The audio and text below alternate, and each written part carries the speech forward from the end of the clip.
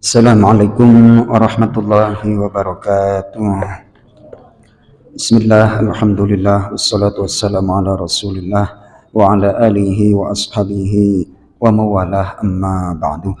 Jemaah sekalian, jemaah salat maghrib Nasyidul Ikhlas rahimakumullah, melanjutkan kajian kultum dari materi kitab karya Imam Al-Ghazali, yakni hal-hal yang menyelamatkan terhadap seorang hamba. Untuk tahapan berikutnya, tahapan yang ke-8 adalah kitab yang menjelaskan niat, ikhlas, dan as-sidqu, yakni kejujuran. Kemarin Imam Al-Ghazali menyampaikan muqaddimah dari bab ini dengan mengutip surah An-Nisa ayat 35. Yurida islahi yuwaffiqillahu bainahuma. Ini menyinggung tentang seorang suami istri yang lagi punya konflik atau problem. Apabila mereka berdua menginginkan islah, perdamaian, maka Allah akan memberikan pertolongan antara keduanya. Benar-benar berarti hati itu mempunyai peran penting untuk mengundang pertolongan Allah Subhanahu wa Ta'ala. Jadi di sini jika mereka suami istri menginginkan islah atau perdamaian, yuwaffiqillahu bainahuma, maka Allah akan memberikan taufik, pertolongan kepada mereka. Sebaliknya, di sini kemudian Imam Al-Ghazali menyampaikan muqaddimah setelah Al-Quran, yakni hadis riwayat Imam Muslim. Hadisnya adalah sebagai berikut. Ketika pada pertempuran Tabuk, Rasulullah keluar, lalu Rasulullah bersabda, inna bil madinati aqwaman, sungguh di Madinah, kota atau tempat yang kita tinggalkan itu ada kaum-kaum, ma qata'na wadiyan, mereka tidak pernah menempuh lembah atau melewati lembah, wala wati'na mauti'an yaghizul kuffara, dan mereka juga tidak pernah menjejakkan kaki yang menimbulkan kemarahan kepada orang-orang kafir, dan mereka juga tidak berinfak, dan akan tetapi illa syarikuna fi dzalik, namun mereka yang gak ikut berperang itu mempunyai pahala yang sama dengan kita. Terus ditanya oleh para sahabat, qalu wa kaifa dzalik ya Rasulullah, bagaimana hal itu bisa terjadi? Mereka gak ikut berperang, mereka tidak punya tidak menginfakkan harta, dan seterusnya dan seterusnya.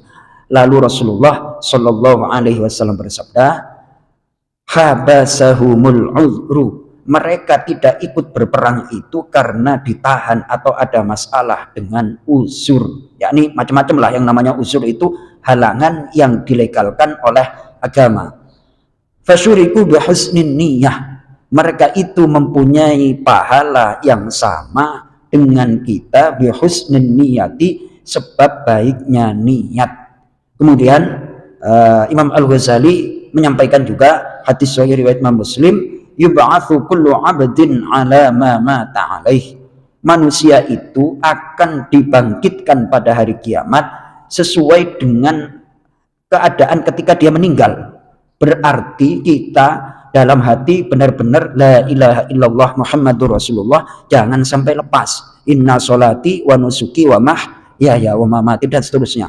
Kata ulama, kata para ulama, sebagian ulama, sibuk-sibuknya kita, doa muqaddimah, doa iftitah dalam sholat itu sangat penting. Kenapa? Karena itu ditaruh setelah takbiratul ihram. Itu doa yang paling luar biasa, itu ikrar. Sungguh ibadahku, matiku, hidupku, amal solehku lillahi rabbil alamin, karena Allah. Udah titik itu aja, nggak usah mikir macam-macam Pak. Pokoknya inna sholati wa nusuki wa mahyaya wa mamati lillahi rabbil alamin. Baca itu. Jadi kalau malam bapak-bapak sholat entah sholat taubat, sholat tahajud, qiyamul lail, itu minimal rokaat yang pertama pada kali kita sholat sunnah itu doa iftitah dibaca, karena itu doa sangat istimewa sekali, itu sangat istimewa, karena itu akan menentukan kita besok dibangkitkan pada hari kiamat. Sungguh sholatku, ibadahku, matiku, hidupku hanya untuk dan karena Allah. Sebaliknya di sini ngeri juga nih hadisnya, Hadisnya adalah sebagai berikut.